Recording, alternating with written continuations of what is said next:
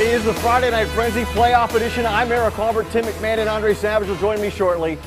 Half of the teams will see their season end tonight. The other half will advance to the districts. We tip things off right off the bat with the Division I. St. John's and Start playing at Central Catholic. Third quarter, Titans up to Austin Gardner fighting Mark Loving for the jam.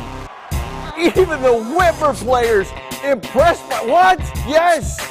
St. John's up 10. In the fourth, though, Spartans mounting a comeback. Javon Ruffin gives Start a 1-point lead. They come all the way back.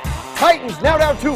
Loving eventually gets the loose ball, hits the tough fadeaway, hit a game-high 27. 1.2 seconds left. Tied at 51. Gardner inbounds to Loving near half court for the win. We go to overtime. 0.8 seconds left. Tied at 56. In OT, Start with the ball. They inbound to Demond Crisp. His fadeaway again. We go to his second overtime. Still tied. St. John's back to Loving, working the post. Oh, gets the foul. Goes to the line for 2. He hits not one but 2 of them, and he would add another one to it. Start down 3. 10 seconds left. The inbounds to Dion Ivory. Again. He falls out of bounds. Titans hang on for the 61-56 double overtime win.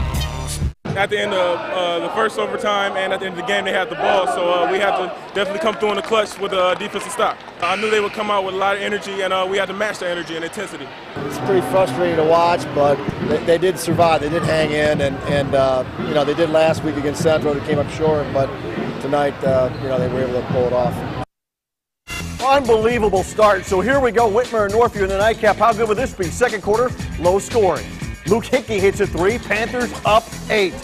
On the defensive end, Ricardo Smith works the passing lane for the steal. C to C and 1. Whitmer up 12. More defense. Nigel Hayes gets the steal. Ahead to Leroy Alexander for 2 of his 14. And the Panthers win easily 52-40. Central Catholic and Bowsher playing at Whitmer. Coach Welling would have his guys ready to play tonight. Early first quarter we go. Central showing preparation to break the press. Deshaun Kaiser going to find Clint Bussey, who hit the game winner against St. John's last week, here for the layup. Then Kari Daly for Bowsher sneaks in the lane and cuts the lead to 2. Second quarter we go. Keith Tobridge, a big night, and new moves. Look at this, to the rack off glass. Irish up 6, second half. Nate Harris, slick baseline move, gets away with the hook right here.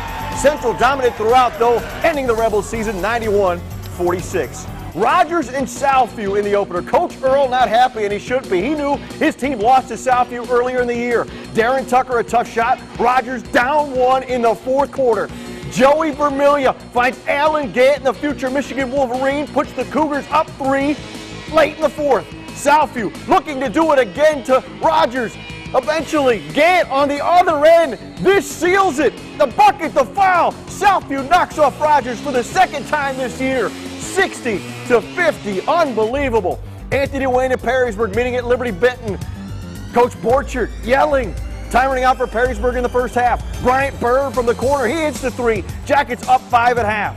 Time running out in the third quarter now. Anthony Wayne's Grant Fiat gets the layup. Generals up 2 going into the fourth quarter. Anthony Wayne up 4 now with Anthony Ramirez. But Mark Donnell cleans it up with the jam. He will get a technical foul for hanging on the rim. Jackets make the free throws. They're down 4. Coach Borchard, what? He's tall. Give him a break. Donnell makes up for it, though. Hits the mid-range for 2 of his 10. Generals up 9. Perrysburg fights back, though. Scott Milne from 3. Lead cut to 7 with 4 minutes to play. But A-Dub shoots well from the free throw line. They hold off Perrysburg. Generals win 39-30. Got a good, strong defensive effort in the first half. We pulled through in the clutch and hit our free throws to get the W. I'm extremely proud of my guys. We did what we had to do coming down the stretch. It was an ugly game. We had to grind it out, and we grinded it out on defense, and that's what won the game for us. Congratulations to Coach Borch in his first year. Findlay and Fremont Ross at LB, fans T-bowing. Ross looking good early. Nick Streaker getting a putback after the miss. Little Giants up 5 in the first. But it was all Findlay from there. CJ Geddes, oh yeah, we know what he does. Bucket and the foul. Angie can do these highlights.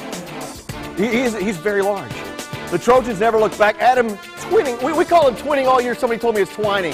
Thanks for the update during the sectional finals. Trojans win 49-29. We move to Division II, a great doubleheader out in Swanton. In Game 1, Defiance, who was undefeated until the last regular season game of the year, playing Vito Brown and the BG Bobcats. Defiance coach Kirk Lehman used to coach at Rossford. His assistant, that guy. BG head coach Von Graffine. Nice. Dogs up 14 at the break, but Vito Brown leading the comeback. Gets that putback. Tenacious, 19 for him. But every time BG made a run, Anthony Kinston answers for the Bulldogs. Bobcats, Andrew Herringshaw shooting from the Express Airport, knocks down a 3. BG within 6 late in the 4th, but Kinston, he answers with a 3. He had 24 to lead everybody. Torrey Gilliam and 1. That helps put BG away. Defiance wins 62-50. Sectional champs, how you like that sound? Yeah, third year in a row, but I think we got some unfinished business to take care of, hopefully at district, so hopefully we'll be all right. Beating Vaughn, is that a little bit more special maybe? Yeah, you know, Von's been a good friend for a long time. You know, he was a great worker for me, great assistant, he did a tremendous job, and he's done a great job at Bowling Green.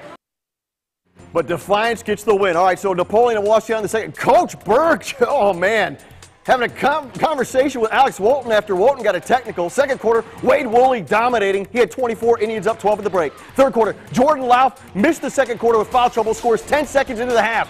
Seconds later, Jordan Miles the steal, and he gets the jam. Cats within 4 at the end of 3. Fourth quarter, check out the pass by Walton to Colin Zovey, and 1. Wauseon starting to pull away. Trey Hendricks streaking, layup. 2 of his 21, and the Indians beat Napoleon again, 74-64.